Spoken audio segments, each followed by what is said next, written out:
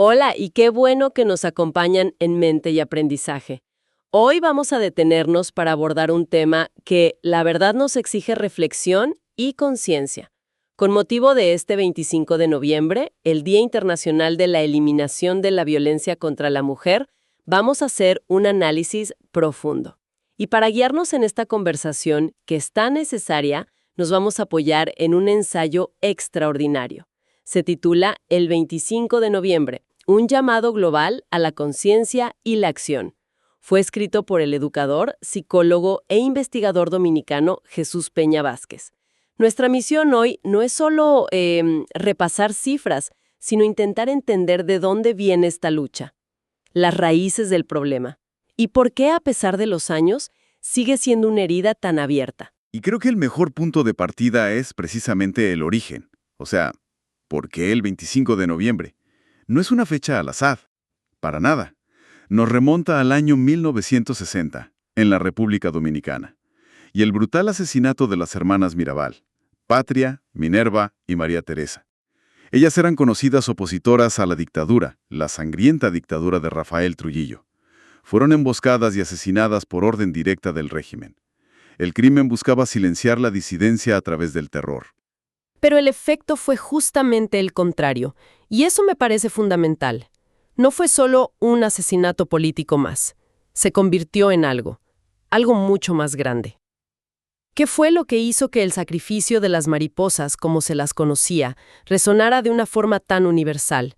O sea, hasta convertirse en el símbolo global que es hoy. Esa es la pregunta clave. Y creo que resonó porque encarnaba una intersección perfecta entre la violencia política y la violencia misógina. Ajá. No las mataron solo por ser opositoras. Las mataron de una forma que buscaba aterrorizar a través de su condición de mujeres. El acto fue tan brutal, tan descaradamente dirigido, que trascendió las fronteras. Su historia dejó de ser un crimen local, Claro. para convertirse en un emblema de la resistencia femenina frente a la opresión en su forma más, digamos, extrema. Esa conexión es potentísima y nos lleva directo al núcleo de la conversación. Porque el término violencia de género lo escuchamos todo el tiempo, y creo que la mayoría tiene una idea clara de lo que significa.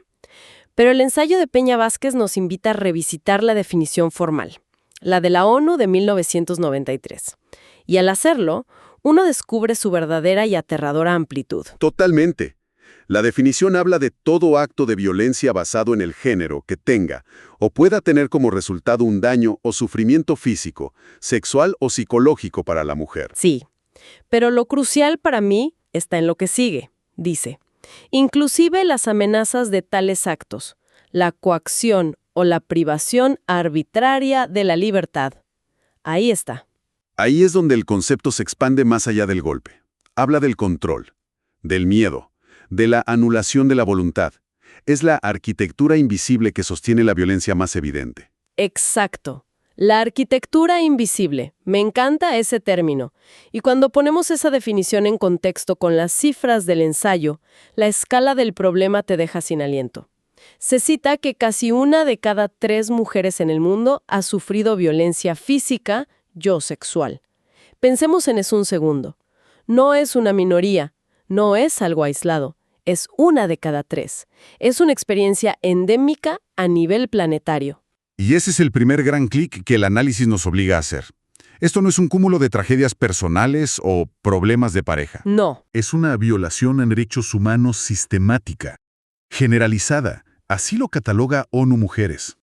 El ensayo lo enmarca como un problema estructural alimentado por siglos de desigualdad.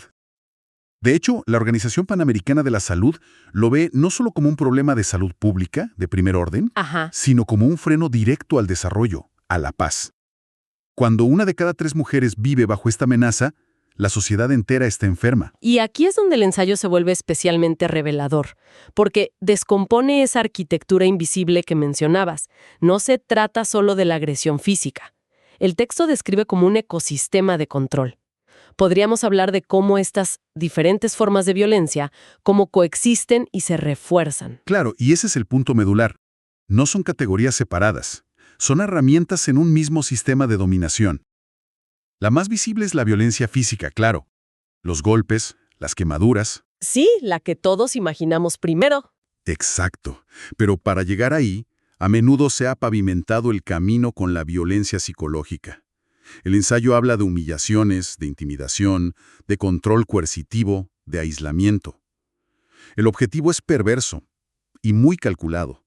Es demoler la autoestima de la víctima, hacerla dudar de su propio juicio, de su valía. Hasta que siente que no puede escapar, que no merece nada mejor. Eso es. Se genera una dependencia emocional total. Y a eso se suma la violencia económica, que es algo de lo que se habla menos, pero es increíblemente eficaz para atrapar a alguien. Exactamente. La violencia económica y patrimonial es la que cierra las vías de escape materiales. Es controlar el acceso a los recursos, prohibirle trabajar, quitarle su dinero. O incluso destruir sus cosas. Claro. Si la violencia psicológica te convence de que no puedes irte, la económica se asegura de que, aunque quieras, no tengas a dónde ir. Es una jaula. Es una jaula. Y por supuesto está la violencia sexual, que va desde el acoso hasta la violación. Utiliza el cuerpo como un territorio de conquista. Y todas estas formas, bueno, su manifestación más trágica y definitiva es el feminicidio, el asesinato de una mujer por el hecho de serlo. Y la estadística sobre feminicidios que presenta el texto es de las que hielan la sangre. Se estima que, a nivel mundial, una mujer es asesinada cada 10 minutos por su pareja o un familiar. Cada 10 minutos. Es una pandemia silenciosa que ocurre detrás de puertas cerradas. Es el acto final de posesión. Si no eres mía, no eres de nadie. Y es importante añadir algo que señala el ensayo. Dime.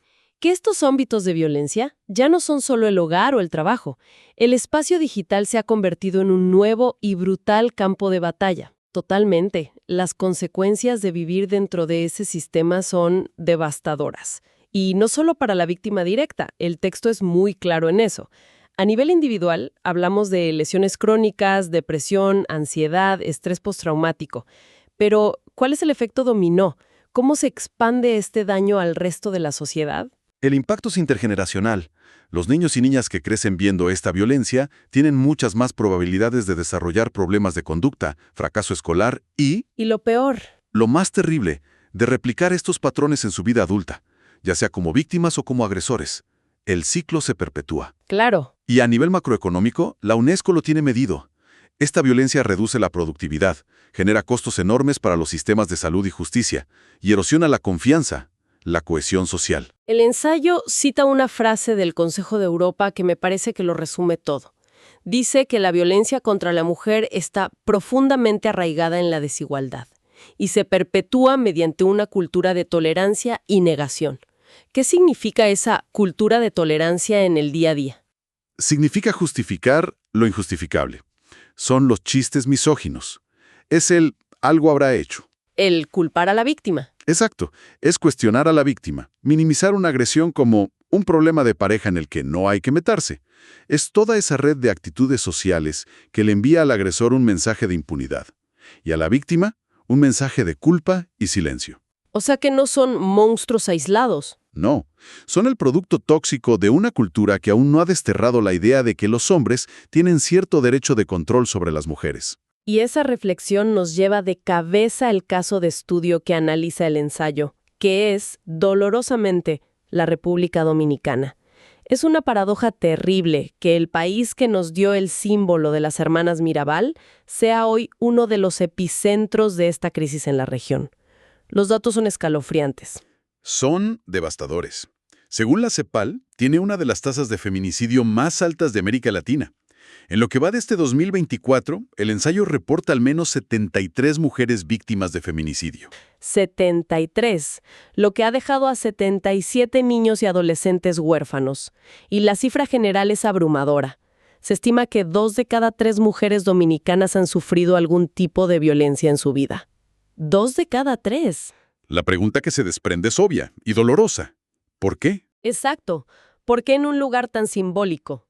El análisis apunta a la desigualdad socioeconómica, al déficit educativo, pero hay algo que me parece aún más grave: la falla del sistema de justicia. El texto menciona que muchas de las mujeres asesinadas ya habían denunciado a sus agresores, a veces repetidamente. Sí. O sea, hicieron lo que se supone que debían hacer: buscaron ayuda en el Estado, y el Estado les falló. Esa es la máxima traición del sistema. Un informe de participación ciudadana lo corrobora. La mujer cumple con su parte, rompe el silencio. Se enfrenta al miedo. Y la respuesta que encuentra es la inoperancia, la burocracia, o peor, la indiferencia.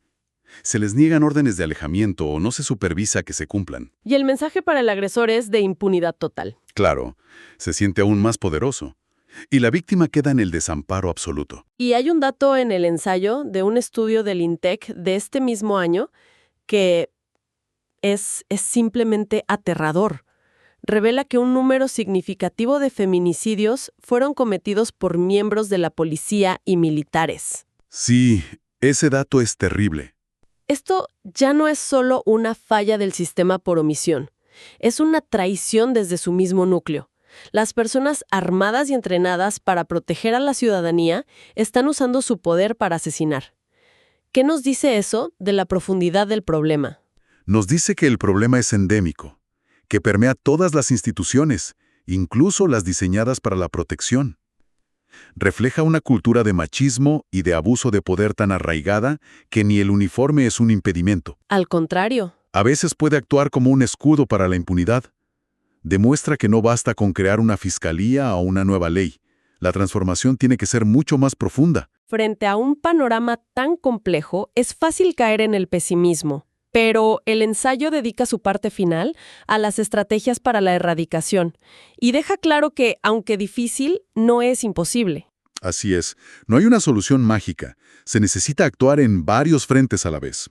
El primero, por supuesto, son las leyes y políticas públicas. Marcos legales robustos. Exacto, basados en tratados como la Convención de Belém do Pará.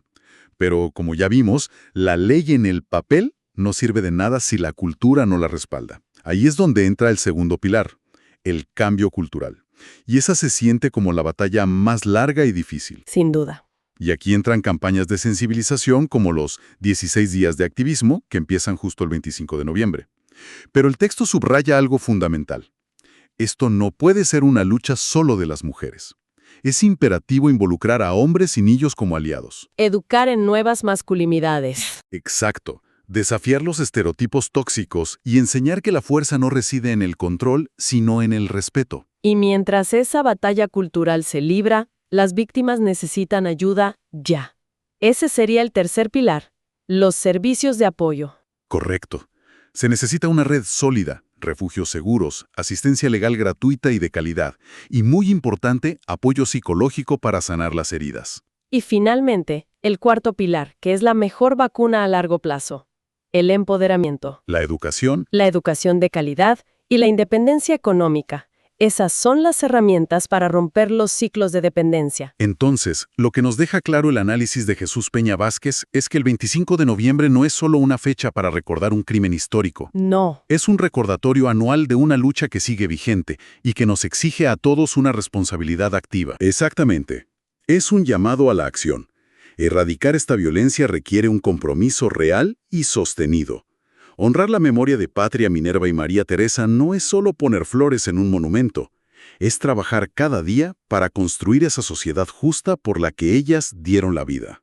Y para quienes nos escuchan, quizá la reflexión más importante que nos deja este análisis es una que podemos llevarnos a casa.